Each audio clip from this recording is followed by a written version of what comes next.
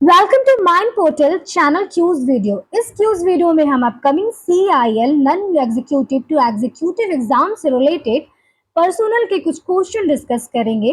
तो स्टार्ट करने से पहले चैनल को लाइक और सब्सक्राइब कर ले फॉर अपकमिंग वीडियो नोटिफिकेशन। साथ ही आपको बता दें, Mind Portal app and website पे CIL non executive to executive exam के लिए टेस्ट सीरीज और ऑनलाइन क्लासेस अवेलेबल है। आप इजीली परचेज कर सकते हैं। What is retirement after attending a specific age? A. Forced retirement. B. Premature retirement. C. Compulsory retirement. D. Demotion. Answer is C. Compulsory retirement.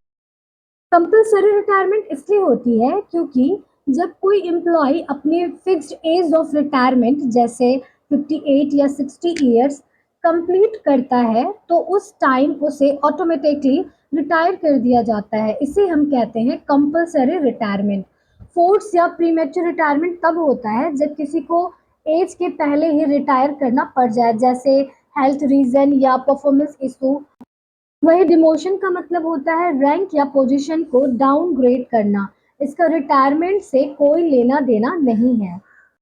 Temporary removal from the payroll of the people with surplus skill is known as A. Discharge, B. Layoff, C. Resignation, D. Suspension. Answer is B. Layoff. Layoff का मतलब होता है employees को temporary payroll से remove कर देना जब उनकी स्किल की ज़रूरत कम हो या प्रोडक्शन डिमांड लो हो। ये एक टेम्पोररी एक्शन होता है और डिमांड बढ़ने पर वर्कर को वापस बुला लिया जाता है। डिस्चार्ज का मतलब होता है परमानेंट रिमूवल। रेजिग्नेशन खुद एम्प्लॉय देता है और सस्पेंशन एक डिसिप्लिनरी एक्शन होता है। What is not a characteristic of human resources management? A. Inherent part of management. B. Pervasive. C. One-shot function. D. People-centered. Answer C. One-shot function.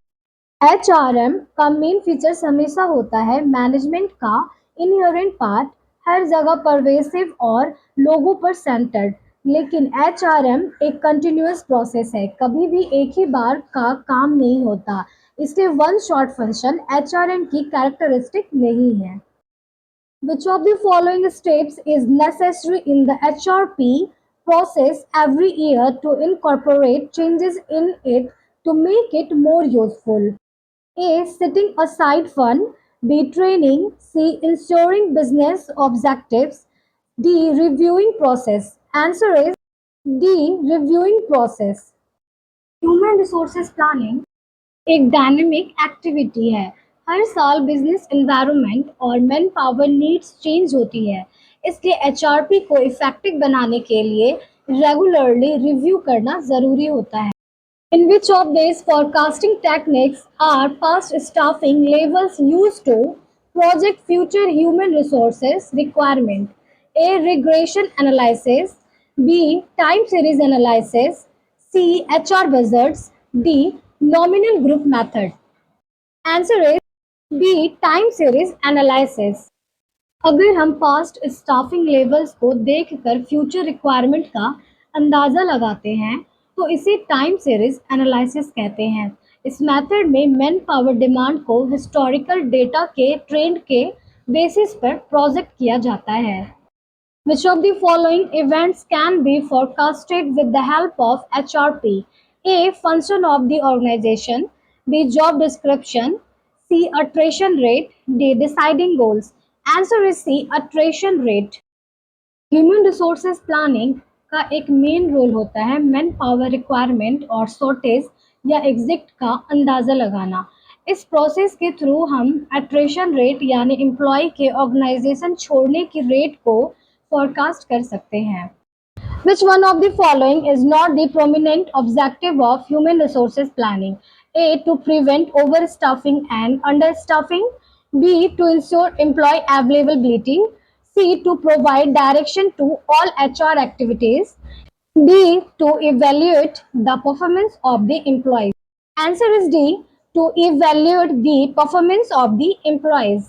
Human resources planning का main focus होता है right person at the right time, right job पर हो, लेकिन objectives होते हैं man power shortage या surplus को अवॉइड करना।